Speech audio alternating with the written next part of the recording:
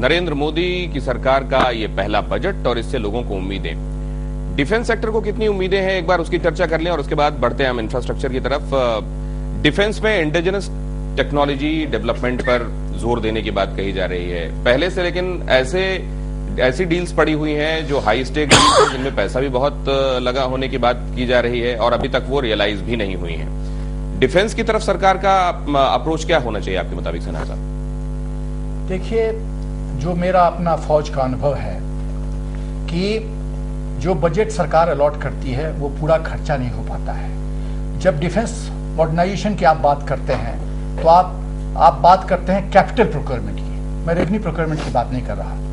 तो capital procurement का जो प्रोसीजर है वो इतना लंबा प्रोसीजर है कि उस प्रोसीजर में एक एक इक्विपमेंट को इंडक्ट करने में 5-5, 6 साल, 8 साल, 10 साल लग रहा है। लास्ट 10 सालों में कोई नया इक्विपमेंट इंडक्ट नहीं हुआ है। तो यदि हम पैसा अलॉट भी कर दें और 10 साल तक इक्विपमेंट नहीं आए सेना में, फिर क्या फायदा?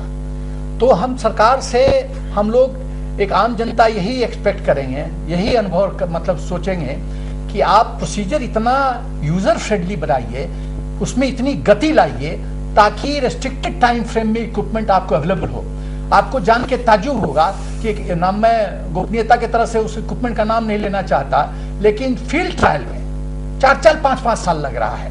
जब आपको फील्ड ट्रायल, टेक्निकल ट्रायल में 4-5 साल लग रहा है, इक्विपमेंट कब आएगा आप सोचिए इसकी बात। और फिर प्राइस एस्केलेशन हो जाएगा। जो चीज आपको 100 रुपए में आज मिल रही है, यदि आप 8 साल के बाद उसको खरीदेंगे तो सबसे जरूरी है कि जो डिफेंस डीपीपी है, डिफेंस प्रोक्योरमेंट प्रोसीजर, उसको रियलिस्टिक बनाया जाए। टाइम फ्रेम में 1-2 साल से, मैं जानता हूं कि 1 साल के अंदर इक्विपमेंट इंडक्ट नहीं हो सकता, ये मैं मानता हूं इस बात को, लेकिन एक रियलिस्टिक टाइम फ्रेम 3 से 4 साल के अंदर इक्विपमेंट इंडक्ट हो जाए।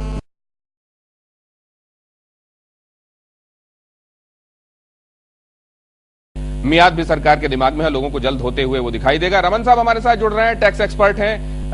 टैक्स में लोगों को राहत मिली है, जितनी राहत मिली है क्या उसे काफी कहा जा सकता है, ये इस पर चर्चा करें। सबसे पहले आउट ऑफ 10 इस स्केल में कितने नंबर देने के लिए तैयार हैं सिन्हा साहब आप? पहले एक रैपिड फायर इस पर हो जाए। 10 में 9। 10 में 9, क्या बात है। ये कम से कम एग्रीकल्चरल सेक्टर की नुमाइंदगी यहां हमारे साथ चर्चा में करने वाले योगेश दाहिया साहब इसको 6 नंबर देते हैं। सिन्हा साहब 9 की वजह क्या है? 9 की वजह यह है कि आप यदि आईसीयू से एक्सपेक्ट करें कि पेशेंट रोड पे दौड़ना शुरू कर दे तुरंत, वो मुमकिन नहीं है। आज जो हमारी आर्थिक स्थिति है वो आईसीयू की स्थिति है। तो इस स्थिति में यदि वित्त मंत्री जी ने ये कमाल दिखाया है तो 9 के ही हकदार हैं वो।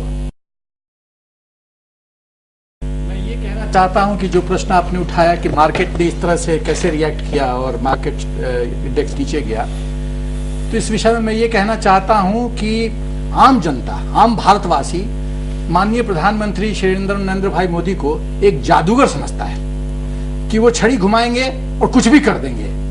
लेकिन जादूगर को भी तो थोड़ा तैयारी के लिए समय दीजिएगा ना, ओवरनाइट तो कुछ होगा नहीं। तो ये बातें कम से कम मार्केट और मार्केट में काम करने वाले लोग तो समझते हैं। जब सरकार बन रही थी, जब रिजल्ट आ रहे थे, जब शपथ ग्रहण हो रहा था, तब तो मार्केट आकाश की तरफ जा रहा था। अब अचानक बजट के समय उसको क्या लग रहा है?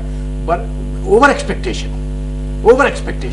रियलिस्टिक एक्सपेक्टेशन ठीक है। आप शादी भी करते हैं तो 9 महीने बच्चा पैदा करने में देते कि नहीं देते हैं? आप एक दिन में तो बच्चा पैदा होता नहीं है। तो प्रधानमंत्री जी को वक्त दीजिए। नहीं तो आपको ये लग रहा है कि उस समय जो था वो उसमें फंडामेंटल्स पर चीजें असल में ऊपर नहीं जा रही थी, वो सेंटिमेंट्स थे और वो उसमें थोड़ा सा गुब्बारे में पिन लगी है। दोनों बात मैं कहूंगा, फंडामेंटल्स और भावना दोनों